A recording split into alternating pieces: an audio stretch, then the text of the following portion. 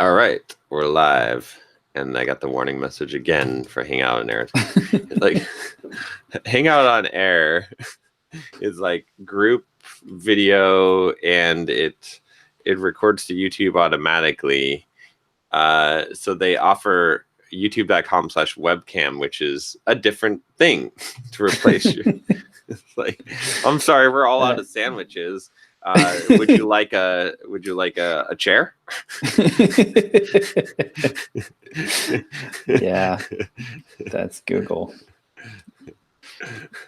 No, we don't have that laptop, but we do have a puppy.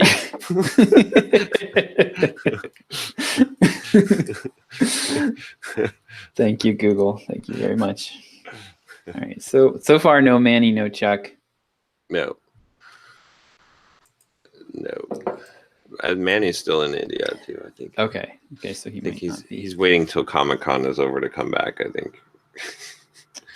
Is it there or is it here? He's avoiding Comic-Con here. Well, because I think the biggest reason is because he can get ridiculous Airbnb rents for his place there. So okay. Here. Yeah. Oh, I gotcha. Okay. Yeah. That makes sense. People pay like $700-800 a night. Wow. Yeah, to go to Comic-Con. That's insane. Yeah. Plus the whole craziness of even just getting tickets and getting in. I don't understand it, but probably bigger than trafficking conversion.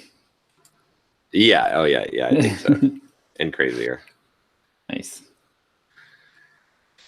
But all right. So let me see. I've actually been I have done, let me look at my report, but I believe I have done, it doesn't, it doesn't show you a weekly Pomodoro count, or does it? I guess it doesn't.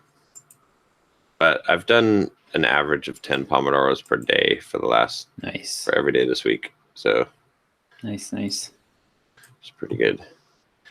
Yeah, what I basically did, I don't know if I talked about this last time, but I don't pick up my phone until I have 10 Pomodoro done. And I don't even check email until it's all done, right? Once the 10 is done, then I pick up my phone, then I check email. I basically don't do anything besides get it done.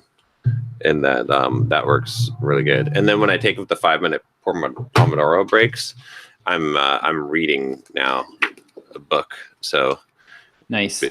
So I can't do anything else, right? Like what I was finding was when I take the breaks before, I'd watch a YouTube video, or I'd like, let me go check my email and stuff, and then the 5-minute break would turn into like an hour break.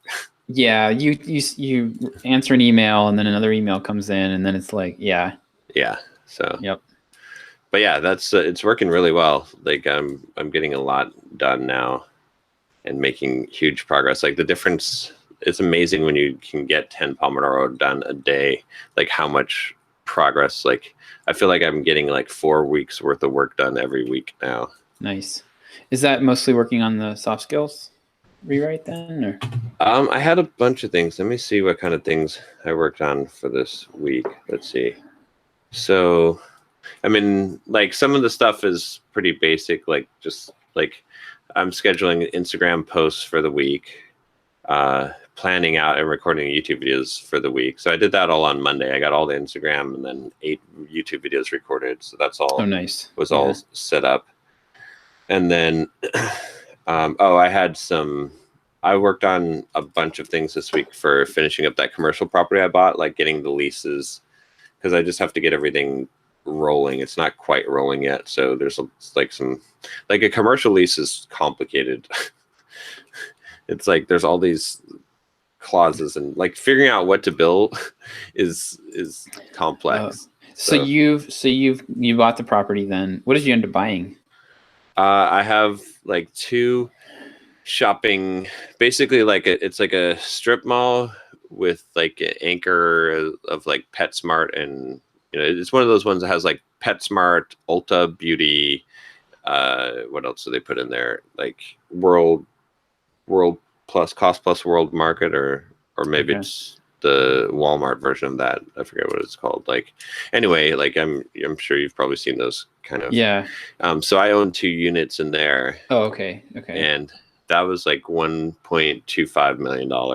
So 2 storefronts, basically, like the Yeah. smaller storefronts. Yeah, 2 retail storefronts, and so Are I've got they in the central U.S. as well, or like the store? Yeah. Where did you buy? Oh, it's in Liberty, Missouri. So it's basically Okay. Kansas City, Missouri. Okay. And then they're leased. One of the tenants is in to Eric's Bike Shop, and then which is kind of a chain in the Midwest. And then IV Nutrition is the other one. It's like a thing where they use an IV to give you whatever vitamins and stuff. Oh, so, okay. Okay. So they're not in yet, but yeah. So those are the 2. That's the one you're working on the lease for? I'm working on it to get Eric's Nutrition or Eric's Bike Shop working right now to just get them to pay and get on the pay schedule for that, because it's weird because like things go up after time and there's like fees and like all kinds of stuff that have to like sit on the calendar to calculate. But I mean, once I get it going, then it's not a problem. So yeah, so I did that. What else did I do? So then a lot of it was soft skills. I created a couple new lessons for Bulldog Mindset. A lot, yeah, soft skill stuff like reviewing chapters, writing new chapters. Working on improving my routine for the like daily routine. What else was there in there? Yeah, a lot of it was pretty much planning out all the future lessons. I'm trying to automate everything with Bulldog Mindset as much as possible, so that I can basically, once I finish up all this stuff with the books, get off of that and only create YouTube videos and weekly lessons, which should be done in one day, and then the rest of the time work on simple programmer stuff. So yeah, and then some of it was just like figuring out what like planning out ahead some of those pieces, like especially what I'm doing to automate to get Bulldog Mindset situated, and so nice. How's Bulldog going? It's good. It's just I haven't devoted a huge amount of time to it. I've had Marwan has been working on it, so he put things into an evergreen funnel, which it's hard to tell what the conversion rate on it is at this point, but we've got like 150 something members. Okay. Which is pretty good. Had a few people leave recently. It's kind of funny. I have to look at like the reason. One of the reasons for leaving was because, and it was actually someone who's been following me for a while that I know. He emailed it to cancel his membership, which is surprising. The people you know are the most likely, but it's funny that your biggest fans are the ones who are the most likely to screw you sometimes. But he was like, "Oh, I feel like there's not enough or no more value than the free stuff that John creates on YouTube." And it's that I get a lot of value from. So it's kind of funny when people when that's the reason. I mean, I'll email him and I'll find out like what would be more valuable to him. But it's like, okay, I've never understood that logic. It's like, okay, someone's giving you a bunch of value, so you can't pay $30 a month. Like, you know what I mean? It's like, if you're getting so much value, like if you're not getting any value, then yeah, then I agree. But like, it just is a weird reason, I think. But yeah. So yeah, so I mean, that's like, I'm guessing that like there's about 20 email signups a day. So if we get like a 5%, I'd like to get like a 5% conversion rate on the membership, which I think is doable with that because it's such a specific offer. Then it's like one new member a day, which will be a good, to leave it at that for now. YouTube is just not growing. It's just difficult. Like, I mean, it's still growing, but it's not increasing in velocity at all. It's pain. YouTube, they've changed the algorithm a lot, and it's much harder to grow now on YouTube. So yeah, I heard, what did they do? So they changed. I know that one thing they did was maybe we talked about this, but they devalued the or they decreased the value of new. Yeah, exactly. Yeah. So this is the same thing that Google did with Google SEO, like Google search, is early on it was like publishing frequently was an asset, was a winning strategy. And now I think it's just that they have so much content indexed. They've like Brian Dean, he's got 30 pages on his whole website. Yeah. And they kind of almost prefer like less content that is constantly curated and maintained. I don't know how that works with video though. Like with written content, you can at least update it. But there's no way to update a video. So yeah, no, you can't update the video. So yeah, it's weird how it works. Yeah, I mean, there's still a benefit obviously to producing a lot of content, but I think originally like the best strategy, well, and it was true with all social media, right? Like, in fact, it'd be good to revise how to market yourself, like a new version or something, or cover this maybe in the Complete Software Developer Guide course, because it'll have like marketing. But it used to be with all social media that the best strategy really was to be as prolific as possible. Right. It's still a good strategy, and it's still a good strategy in life in general. But what I've adopted now as the best strategy is to still be prolific, but to basically do like a 90-10 rule where you are doing 90% base hits and then 10% home runs, like epic content, huge type of pillar type of content, because you need those now in order to succeed, because there's so much noise. That's the thing, is like, if you look at even like like Twitter or any of those social media platforms, everything now is pretty much so saturated, because the barrier to entry used to be really high, and now there's so many people, and there's so many people who are like producing content at a fast pace. So you've got to do something different. You've got to have like really good stuff. And so yeah, it's interesting. Like, I find it's funny because people say, I hear from a lot of people that on YouTube, like, oh, nobody wants to watch long videos. For me personally, the stuff I hate is short videos that are highly produced. Yeah. What I want is like longer videos where I can, kind of just hear about one thing for 20 minutes. Yeah. And not like be constantly jump. I hate like I hate those like 1 minute clips that people put out, and it's just like, it's okay. Yeah, you can jump onto a playlist, but it's too disjointed. Yeah. So yeah, I mean, maybe it's just an age thing, but I want to consume it more like, I want it to be more like a TV show, like 20-25 minutes to me is kind of a sweet spot. It depends on device too. I think like more and more people are using mobile devices, and on mobile, people generally prefer shorter content. Yeah, I only watch on mobile. Oh, okay. But I mean, I'm not. You also create your own razor blades in your in your forge, right? So yeah, I'm not. I recognize I'm not necessarily representative of the typical YouTuber. Yeah. So yeah, I don't know. It's a tough racket. Like it also favors like very specific content, right? Very niched down stuff. So that's the other element of it. But yeah, right. I don't know. The Simple Programmer channel is actually growing pretty decently. Like we're at about almost 7K subscribers on there. So considering, that, I don't know, when did we start it up again? Like this year, right? Yeah. So that's pretty good, solid growth. So we'll see what happens with that. But again, programming topics are good to grow. Like, yeah, they are easy to niche down and be uber specific on. Yeah, exactly. So, but yeah, I don't know. We'll see.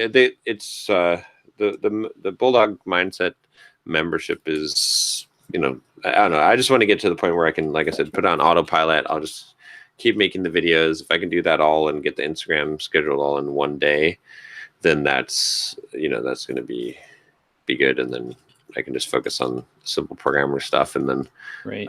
Once we get the simple programmer stuff going again and get the new product and everything, then I can always switch back to Bulldog Mindset stuff. But Have you had a chance to think much about the course outline, like how you want to structure?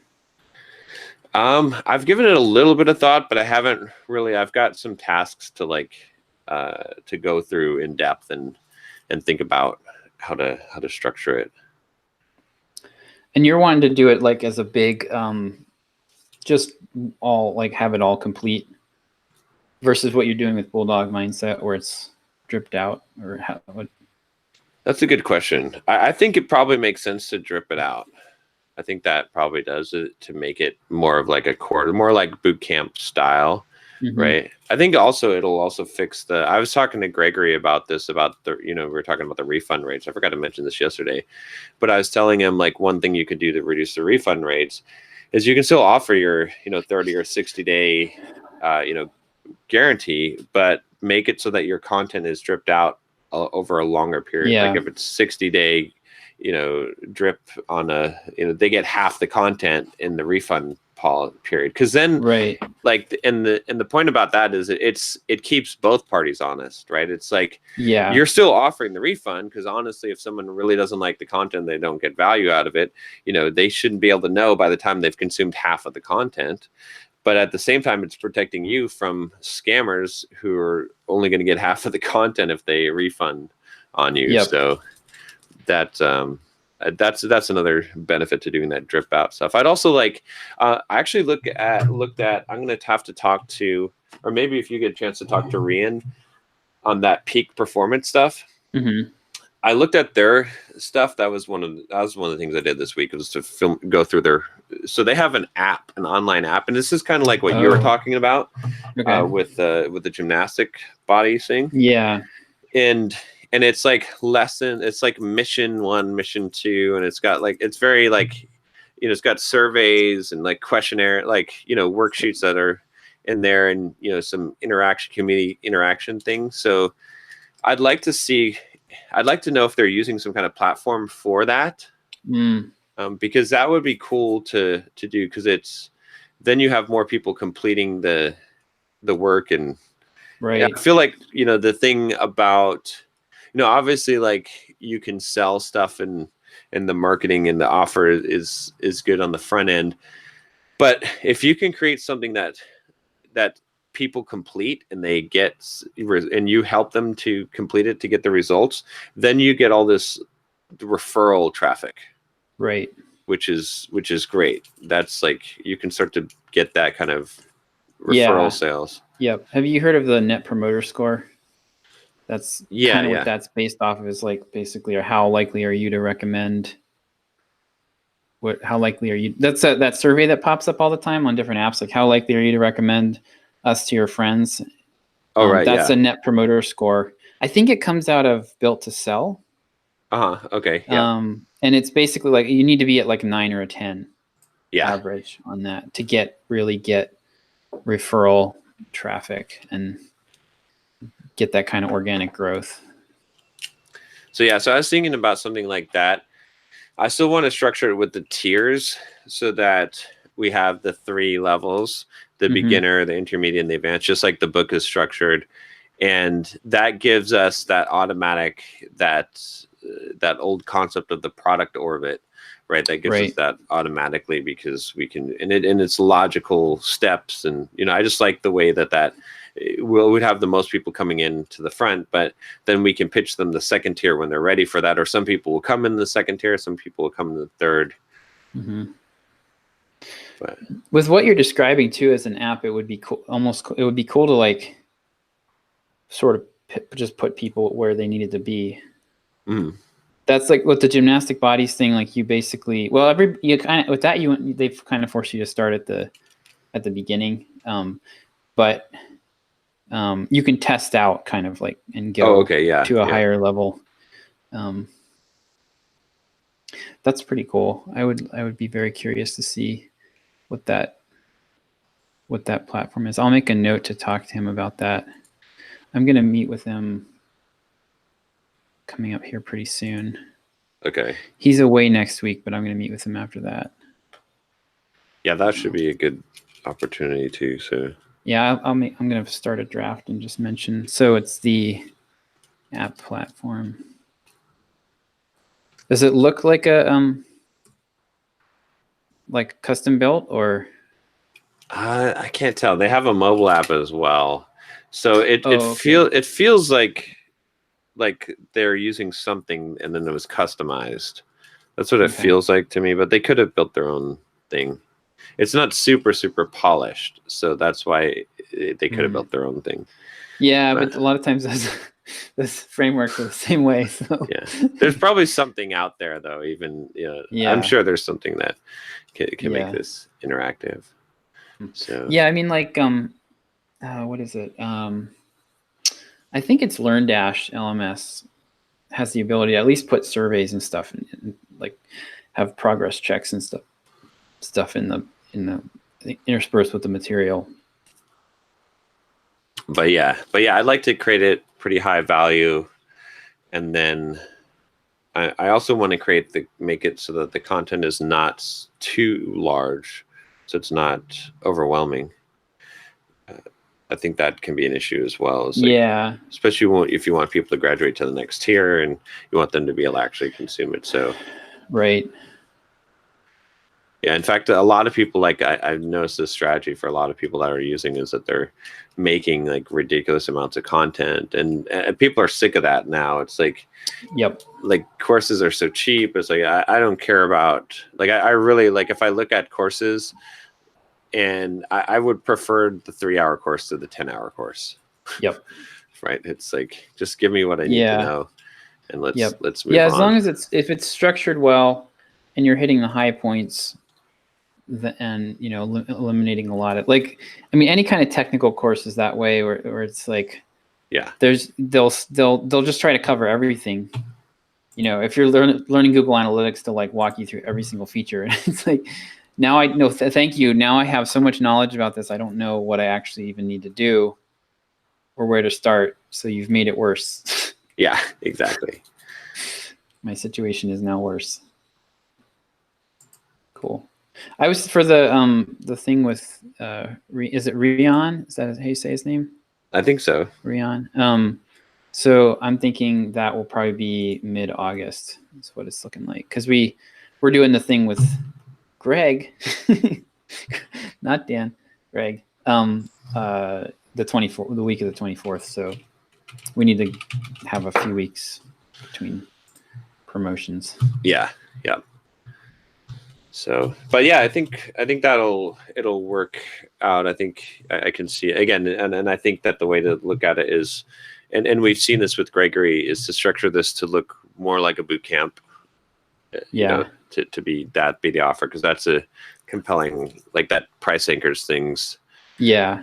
And so essentially this is the career part of the boot camp, like you were talking about before, like the soft skill side of the boot camp, where that I think that'll work. I think it'll be good, and then we can start putting all our focus and all our marketing towards that, and then we can start doing some of the things where we pare down Simple Programmer, the blog post or whatever, and we just really create maybe 30 pieces of key content that we use as we heavily SEO, and that's how we pull people in. That's relevant, because that's the other thing that we're finding right now is with the top 50 interview questions, right? What are we getting from that? It's yes, we're getting a ton of traffic, but the issue is, one, it's not really relevant to what we're selling directly, and two, it's the quality level. The people that are Googling this and going to that page and signing up are mostly from India. Right. They're trying to hack their interview because they don't, it's we're just getting the wrong type of people. Whereas if we have content specifically targeted at the keywords that we're looking for, that or the type of person, and we SEO that, then we're gonna do better. Yeah, and I actually think too that we need to focus on making the content like actually maybe not even looking so much at SEO, but looking at actual people sharing it, like Yeah. viral. You know what I mean? Like, and making that more of the focus, because the trouble with the SEO thing is it steers us in the, like, it's impossible. It's very difficult to just decide who gets to come to the page. Who gets to what? Oh, to come to the page. Who gets to come to the page? Like everybody, it kind of attracts.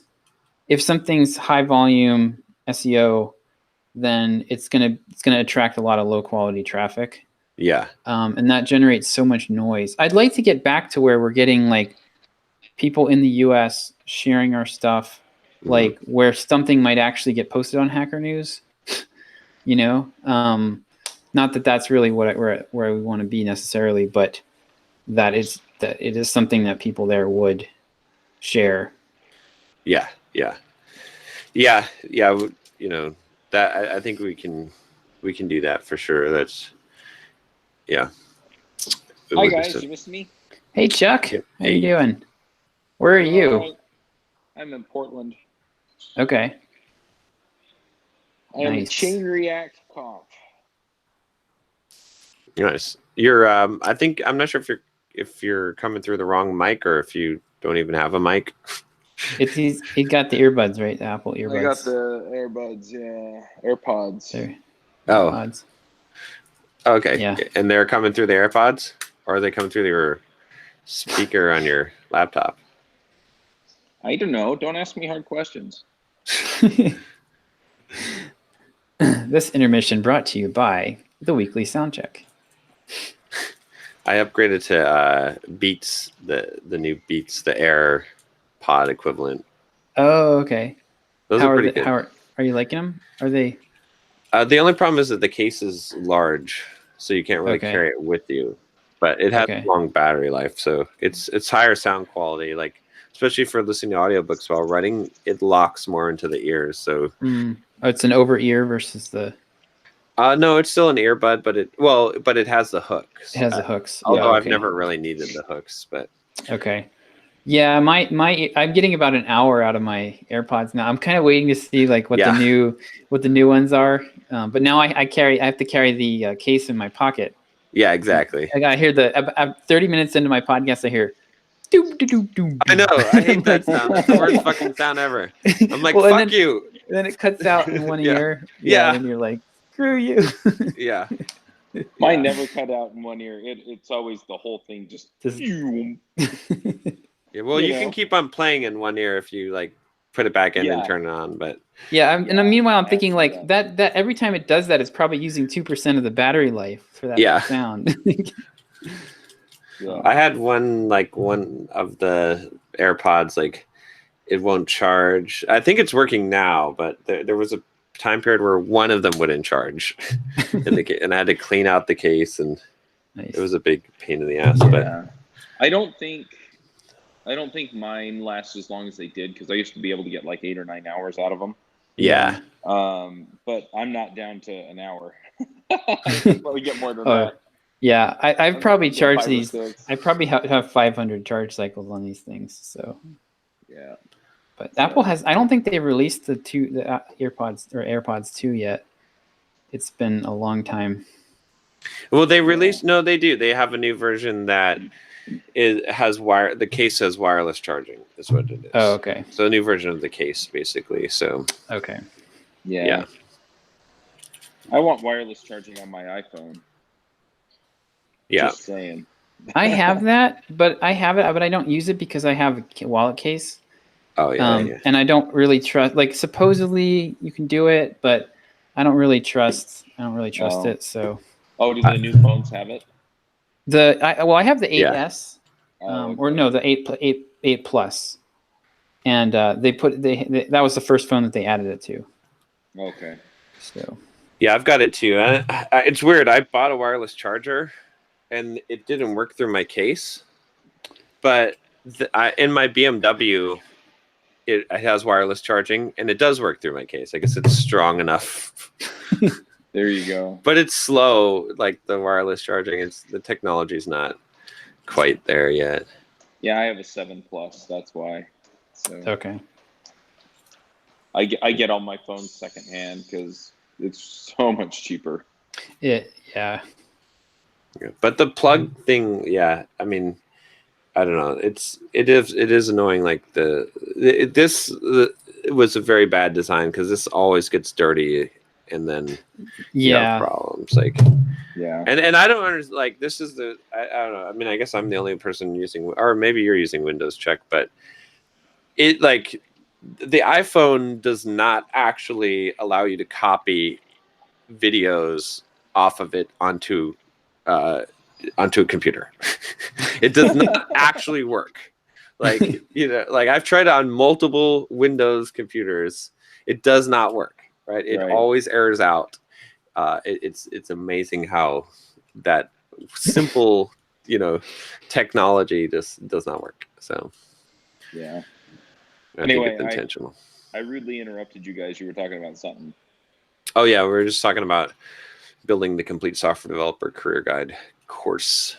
Oh yeah. And but so I think the 3-tiered treating it like a boot camp. We'll finish the first tier first, lesson plan type of drip out content, and then just pushing everything into. And then what we'll have to do, Josh, at the same time is like basically make a second edition of the book, but really like think about when we make the second edition of the book how we can push people towards the course into the opt-in, and to make the opt-in good enough that they'll want to sign up, but not so good like it is now that it's like a lot of content to consume, the content that maybe would be in the course. So I mean, I think it probably makes sense to completely finish the first course, or at least have it all planned out before we even think about that. Yeah, I would like to. So that we've got, because we could even do something like, get them into the course with like a free module or something, like have different pathways into the course where you get like a free module or like something specific where it ties directly to the book. Because what's good about what we did was that we have all these different topics. So it's not just one thing that we're promoting throughout the whole book. And I'd like to keep that, because the more hooks in the water you have, the higher your percentage rate is going to be. And you can pitch it kind of convincingly from different places. But if we know the course, then we can figure out, maybe it's a handout from a specific module, or like we can tie the pieces together. Yeah. So the book feels like part of the course. Yeah. Yeah. You may also want to just put like some kind of guide or walkthrough or progress bar or something that kind of shows people, hey, look, this is kind of the first big step. And then, so go do these things and then come back, and go do these things and come back. Yep. Yeah, it would be great if the book was like, I mean, we don't want to do this completely, but if it was like a very detailed table of contents for the course, or like, like the book was the how, or the book was the what, and the course was the how. Right. Yeah. Yeah. So it's like, well, all right, go to the, if you go to the course, if you have the course, you can see exactly how to do this. Well, that's fine. John's almost done with Soft Skills second edition, so then he can do his Complete Software Developer's Guide, Career Guide, second edition, right? Of course. He's retired. He's got nothing better to do. That's right. Yeah. But I think that'll work out good. And then, like, I'm excited about making everything very simple so that we can have basically like one main funnel, and we can just work on optimizing that funnel. We can work on all like creating the content that is focused on that and really optimizing the SEO for that content, even like YouTube videos. And then we can finally, once we get that running, we can look at ads, and like, once we have that working funnel, and then we can start to try and do that kind of stuff. But yeah, it'll make everything much better. So do you have a timeline for this? I have to finish up these books as my main thing. So I'm thinking that I should be pretty much finished in a couple of weeks. That's what it's looking at like right now. So I'm almost done with soft skills, and then that other book is I just have like a few review chapters and notes I have to put in. Right. But I mean, I'll have to record the audio version of soft skills again, but that's like just a week activity. It's not a like an ongoing thing. So I'll have to block out some time, but that won't be for a while, I think. So I'll be working on this stuff. Plus, I've been doing 10 Pomodoro a day every single day for the last like 3 weeks. So that I'll definitely be getting a lot of shit done. Yeah, I want to do that. Start doing the 10 Pomodoros. Yeah, what I did was I basically do not touch my phone or email until I have 10 Pomodoro done for the day. What about working out? I work out in the afternoon, or well, sometimes I work out in the morning. So that's fine. Like I'm just avoiding things that are distractions, Right. and especially unnecessary. So actually was interesting. I don't know if I guess we didn't talk about this. So what got me on this was I started reading on the Shortness of Life by Seneca, Stoic. Yeah. Like it's not really a book, it's an essay, but the beginning is really good. Towards the end it starts to get a little bit, but anyway, one of the big things he was talking about, like the concept of the essay, is the idea that like life is not really short. It's just that you're wasting most of it. Right. That's basically the premise of the entire book. And he's like, that most people, they just waste like a majority of their life. Right. And so I started thinking about that, and I'm like, shit, every time that I'm sitting here watching a fucking YouTube video, every time I'm not doing what I should be doing, like doing something that's actually moving the ball forward, and every time I'm not in the moment, like enjoying the task that I'm doing, regardless of what it is, I'm wasting life. Like I'm essentially just wasting my time. Right.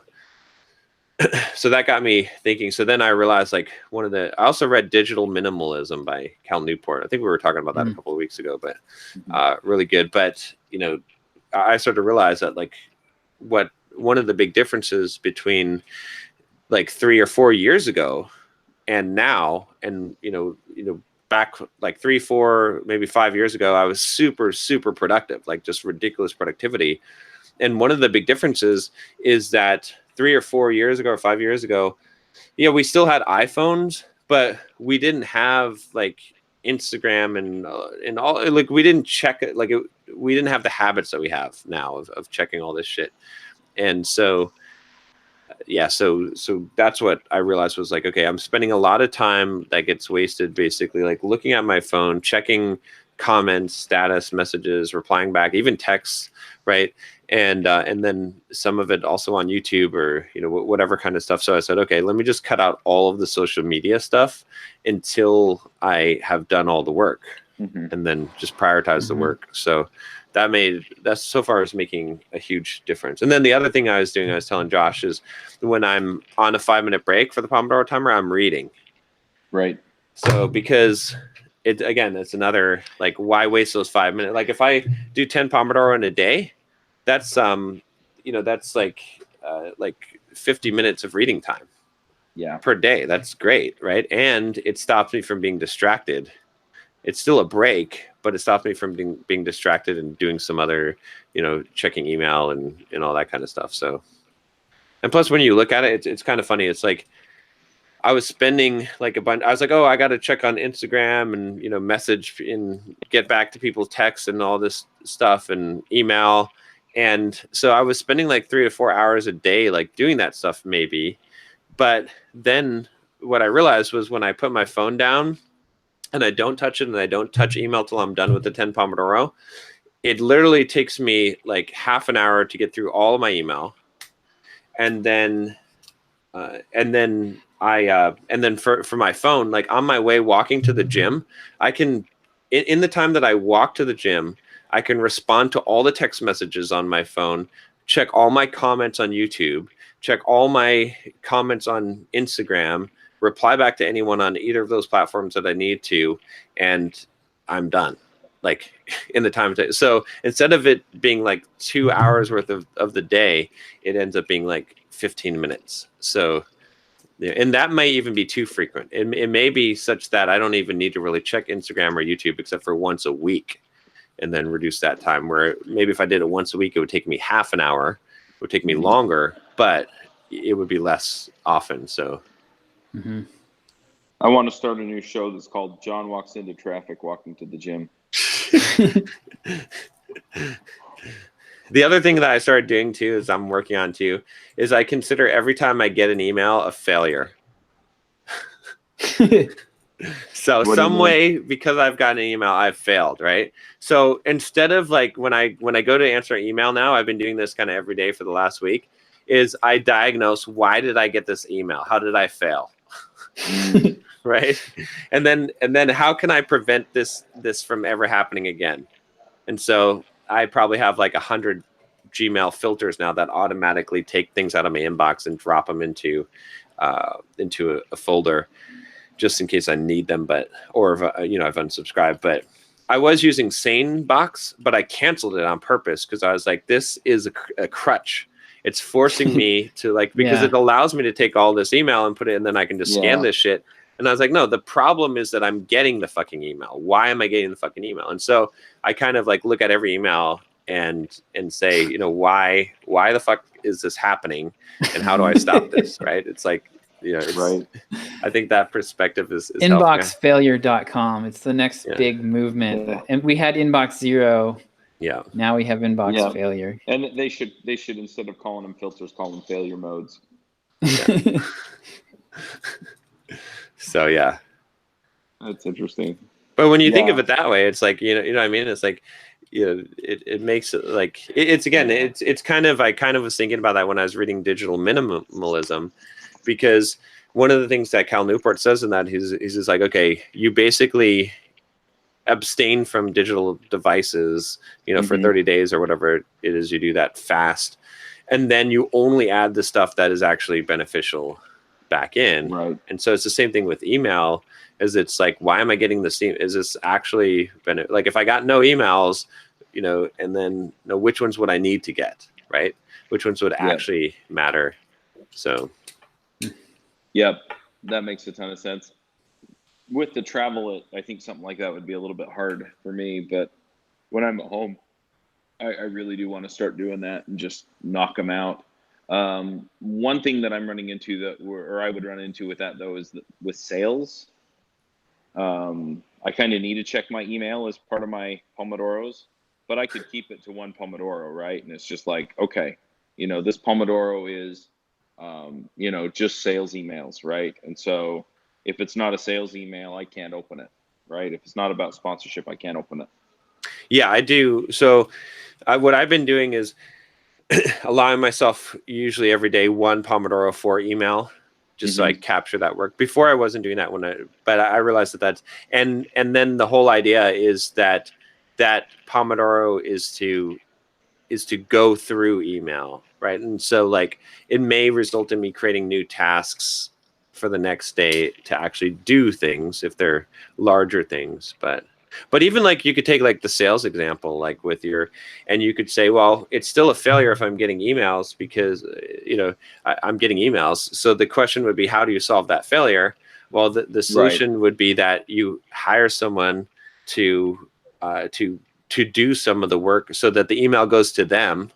Right. And then you could even still be the person closing the sales. You could either have a salesperson and they're the ones who get the emails and it goes to them, or you could hire someone to be a screener and filter, or that does this, that puts them in the funnel, schedules everything for you.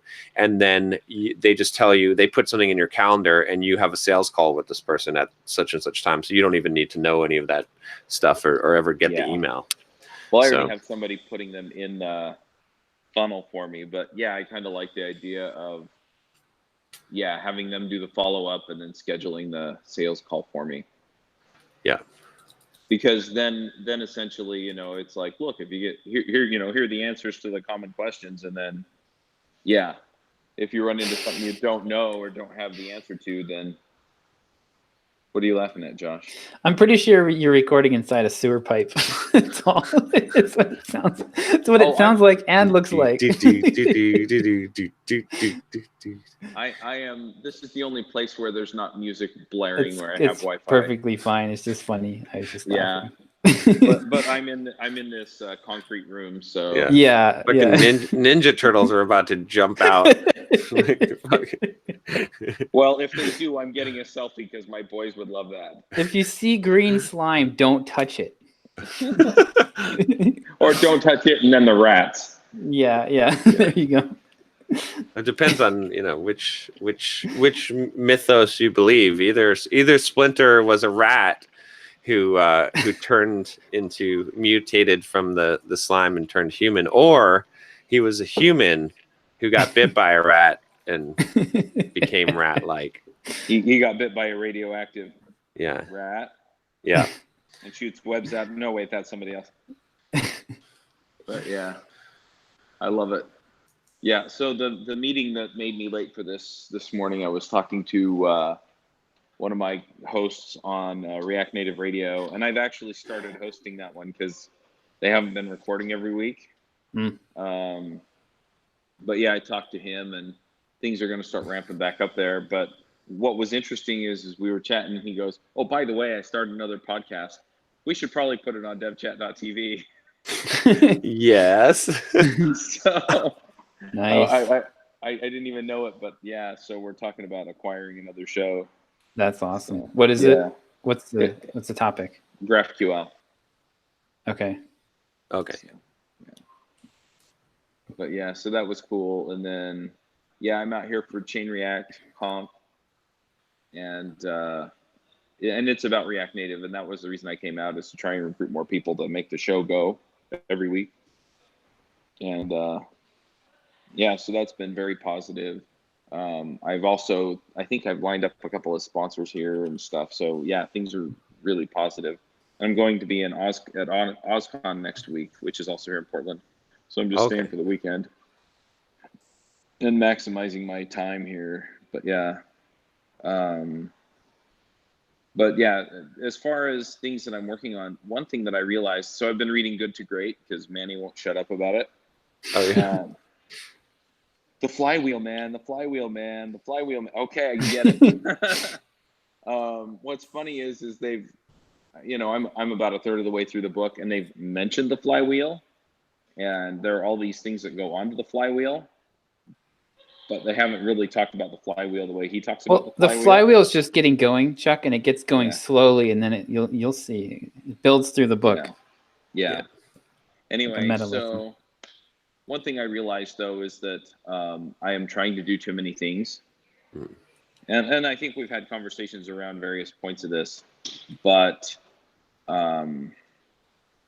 I mean, all of these things kind of feed back into the main thing, but not all of them are at the same priority level, is what I realized. And so making sure the shows get recorded, edited, published, etc. is kind of the top thing. It's not kind of, it is the top thing.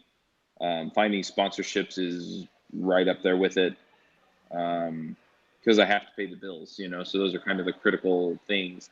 But then I realized that the focus on like Podwrench and things like that have to be a little bit lower priority. I mean, eventually they'll get done and eventually they'll pay off, but I have to make the main thing. Yeah.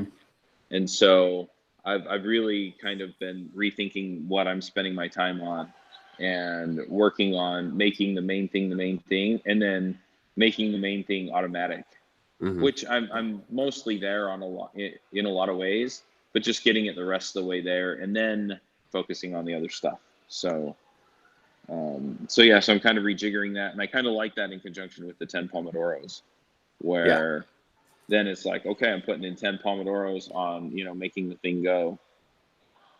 And so,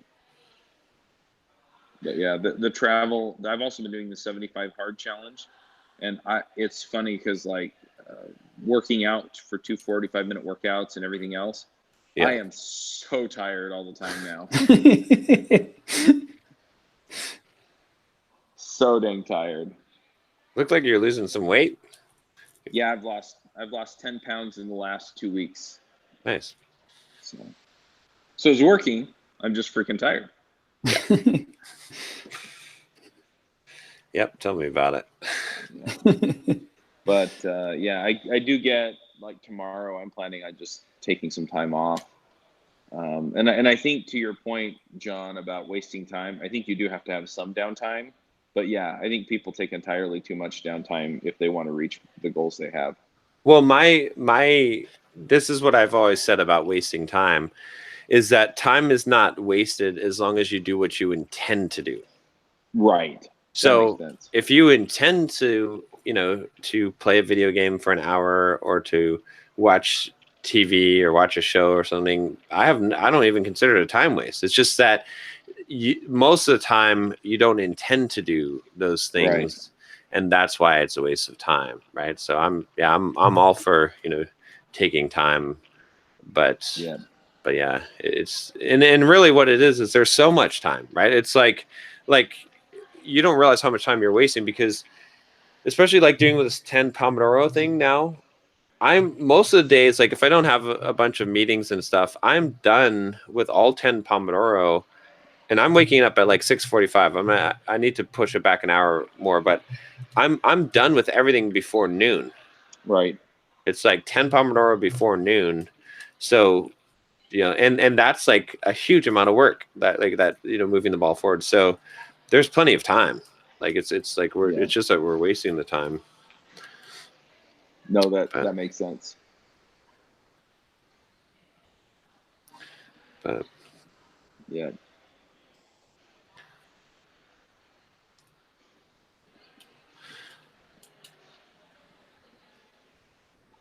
So yeah. Oh, the other thing I've been working on too. I mean, I've got a lot of, it's funny. I got a lot of Bulldog Mindset coaching clients now. I've been managing that, but that's pretty short on time consumption. Right. So, but I've kind of capped it at the max that I'll have at any time is 10. So we'll have to see. I thought about doing at some point, I'd like to do like just a business mastermind, like 10 people, twice a month call. But I don't know. Yeah, it's something that's on my radar too, is doing the sort of, we're going to keep up on the technologies you need for your career or the skills you need for your career kind of mastermind. It's hard to prioritize with the other stuff. So it's not on the flywheel. Yes. No. I like that was a perfect response. I like that. It's not. If I focus on that, then I have to take momentum away from something else. Yep. And I can get the other stuff so that it spins on its own, and then I can put momentum to that, but I'm not there right now. Yeah, focus is important. It makes a huge difference. Yeah. Yeah, I've decided I'm going to start saying no to pretty much everything for a while. Clear off some of this stuff and. Yeah. Yeah, I have been tempted to just kind of shut everything down for a week or two and then just be like, hey, these are the 3 things that I need to just finish. Yeah. I'll just do them. And I get some of the focus time with the conferences. So when I'm here, when I'm at home, I like to spend time with my wife. But when I'm not here, I just call her for 20 minutes or so, and then, and then I can just go and, I can spend the time. I can work late, and I don't feel bad about it or anything. So, how's the running going? It's going pretty well. I just keep sticking to the training. The run on Wednesday was brutal. Oh, what? It was walk for 5 minutes, run for 15 minutes. It was easy run, but just run for 15 minutes. I've only done that a couple of times, and so yeah. By the time my 15 minutes were up, I was dragging. Yeah. And then you walk for 3 minutes, and then you do 5 sets of run 3 minutes at 12-minute, 45-second pace, mile pace. You do that for 3 minutes, and then you walk for 2 minutes. You do that 5 times. and then I had to do another 10-minute straight run, and then I was done. And so, after the sprints, I guess it was still a jog, but yeah, but yeah, intervals. So yeah, after the intervals, I was I was toast, and I had to just force myself through the 10 minutes. I kept looking at the timer on my watch and going, 2 minutes, yeah, 1 minute, 30 seconds. I'm gonna die. But then with the 75 hard, I got done with that, and that was about an hour. And 75 hard is 2 45-minute workouts. yeah. And so I've decided that 2 45-minute workouts is one 1 hour and a half workout. I just don't take a break in the middle of it. And so I'm like, I'm just going to walk for another half hour. Yeah, that just about did me in. Yeah, that's good though. Those are the kind of workouts that will build up the endurance. Like you'll see big improvements from that. So it's just a matter of sticking to the plan. It's like you will make progress. So well, that's what my coach said. Is she said, look, she's like, because I was like, some of these easy runs really aren't, I'm like, I can't even run slow enough to hit the pace you set for me.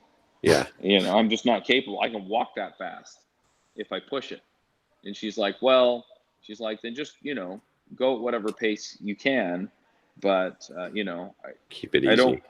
Keep it easy. And she's like, look, we're just trying to build up your aerobic base so that you can run for longer and longer distances so that you can make it through the marathon in a better time. And I'm like, well, that makes sense. Yeah, no, it's a lot of like, it's funny because 90% of my runs are slow, like slow runs, right? Because my marathon pace is like 9-minute mile is, or a little bit less than 9-minute mile for the marathon. Right. But I basically run like my regular workouts. Like I'll run tomorrow 8 miles and I'll be running at probably like 11-minute mile, maybe like 10.5, depending on how I'm feeling. But a lot slower than that. And it's like, for me, that's like a really slow pace, but 90% of the runs I'll be doing like that. And then just a few pace runs, but that builds up your, like, it builds up your endurance and makes you actually faster. So, but it's actually hard to stay slow, but you have to, because that's what's going to, like, it makes a huge difference. Like if you just run a little bit faster than easy, right? Whatever easy is for you, then it takes it, like your fatigue starts to accumulate much faster. Yeah. So. Yeah, my easy runs are about, I can do about a 15-minute mile. I really can't go much slower than that unless I'm super tired. Yeah. But yeah, we're gonna hit that marathon. And it's funny, my wife booked a condo down in St. George for like a week. So we're just gonna go play down there after the marathon. Yeah, I thought about joining you for the marathon, but I'm running the Maui one the week after, so I don't know about running. No, it's all good. I thought about it. I was like, if it were the other way, then I would do it, because I'm like, okay, not a big deal, but I don't want to burn myself out for the one that I'm.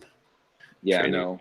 I think I could possibly pull it off, but I mean, I might check too. Maybe I'll do a last minute sign up if I'm feeling like I just can breeze through the training. So yeah, I mean, whatever.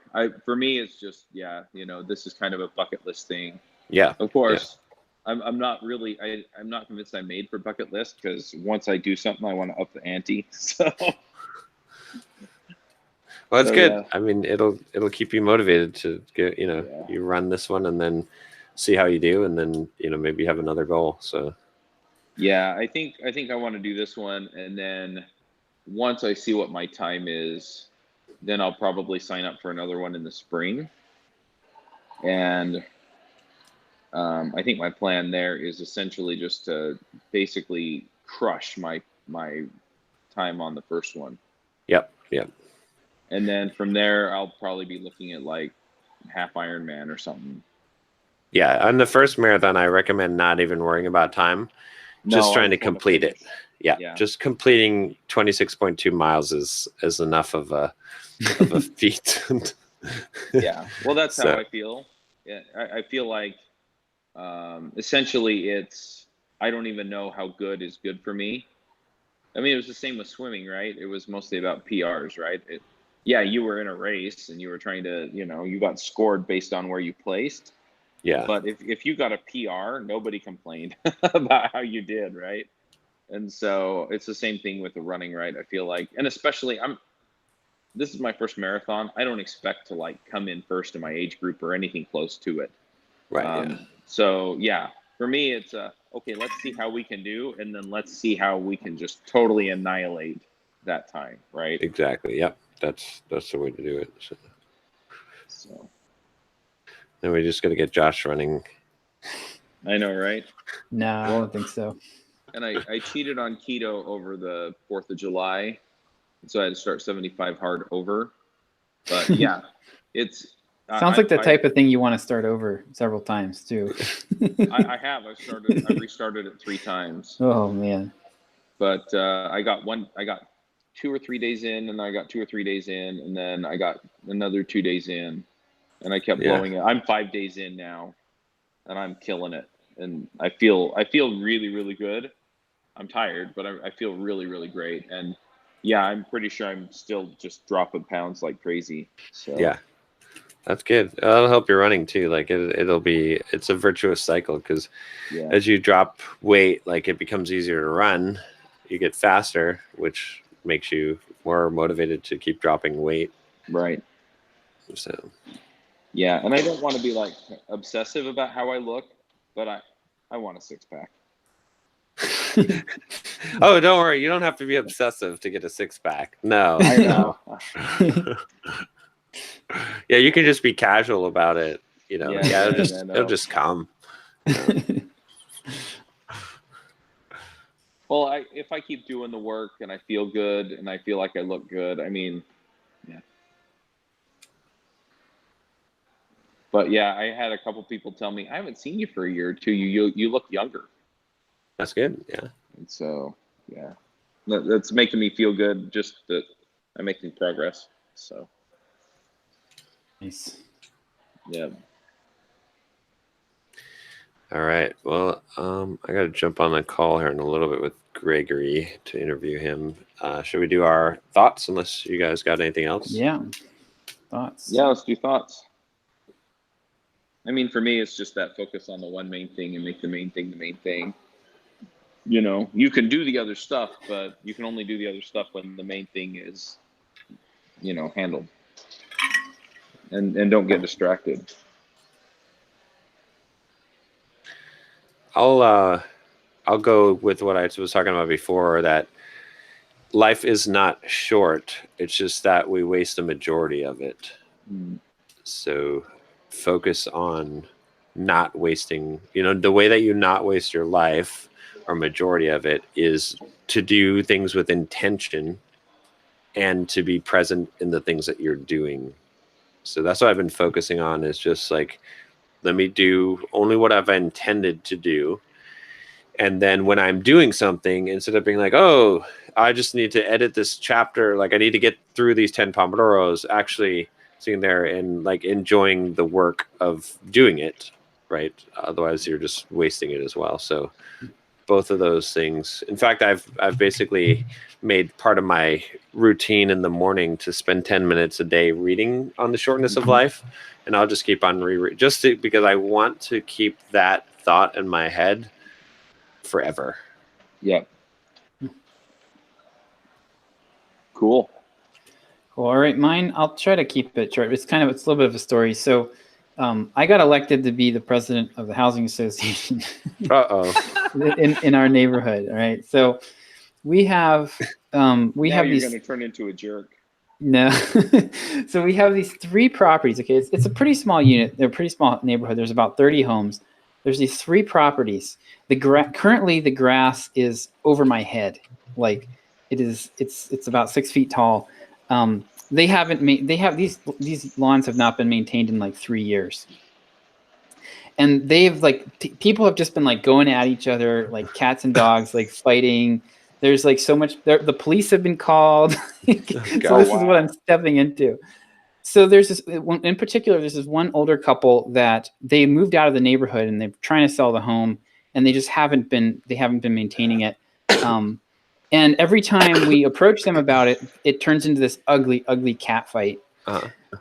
So now that I what I decided to do was like see if I could just take this lady's teeth out, because she's the main problem. She's really good at. She's an instigator. So You're You gonna take her teeth out? well, One good declaw punch is her, all it takes. declaw her. Yeah. Yeah. So what I decided to do was what she's really good at is she will say something that she'll like in every conversation. She puts in 3 or 4 little red herrings or like barbs, where it's like if you take that bait, it's you're done. Like it's just gonna devolve. So she was like, yeah, okay, we have a contract with the lawn company to maintain this. They haven't been doing their job. We've gotten no communication. And basically, I latched onto we have a contract. This was the first time they'd actually admitted that they needed to maintain the property. Oh, okay, and so I was like, great. Basically, I leaned into that. I was like, this is fantastic. I'm so glad to hear that you're wanting to do this. We want to do this too. Let's work together. And it's been about a week now, and we have the contractor coming on Monday to start maintaining it. So we'll see what happens. But really, like the key was, she's a very difficult person, and looking for the one tiny piece of common ground that we had, and then resisting the urge to get sucked into the drama, because she wants drama. Like she wants to pull you in. She's a mud wrestler. My dad used to call it mud wrestling, and like she wants to get down in the mud and wrestle, and so just like fighting that urge and looking for that little bit of common ground, and seems like it's diffused the situation. So we'll see. I'm not holding my breath just yet, but can't you just like have it cut and then assess? That was where we were going. Actually, that's what provoked her this time. Was we sent a registered letter from a lawyer saying to all 3 property owners saying, we're going in on July 24th. And we're going to mow this grass. Like, and it's expensive. It's going to be like almost $1,000 for each of the properties just to do the brush hogging, because they're pretty large lots. Yeah. So it's like and then what we didn't want was for the housing association to get stuck with those bills. Like we have to do it properly or we won't be able to collect. Right. But yeah. You're gonna bring in an international harvester. Yeah, pretty much. Yeah, pretty much. Well, and it's Pennsylvania, so they're steep. The hillsides in these properties are steep. They're like 45 degrees. Oh wow. And it's been raining so much that was talking to the lawn guy. He's like, yeah, we'll die. Like if I try to do that this week, I'll die. So we're gonna wait till next week. Oh gosh. But yeah, it's just we've had torrential downpours here. But anyway, common ground. So is the lesson, the bigger lesson though, is don't volunteer for shit. Well, I mean, I've actually been enjoying this. So, because it's something that nobody's been able to get this done for 3 years. Yeah. So to me, I look at that as like a challenge, Okay. You can do it. Yeah. If I can do it in a month and no one's been able to do it in 3 years, that's not bad. Yeah. So. All right, guys. Alrighty. See you next week then. All right. Yeah. See ya. All right. Bye. Bye.